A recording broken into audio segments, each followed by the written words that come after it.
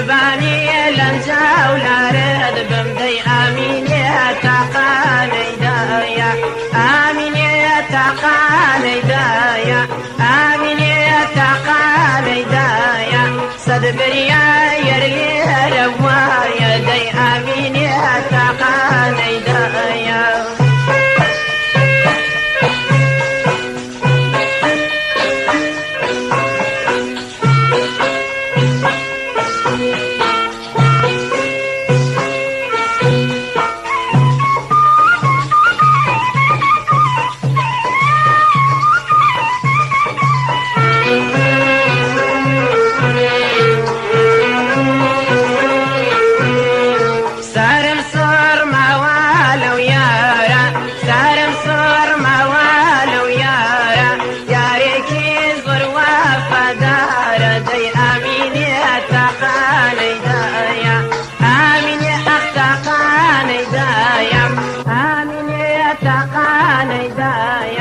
صدبريا يرلي روايا دي آمين يا تقاني دايا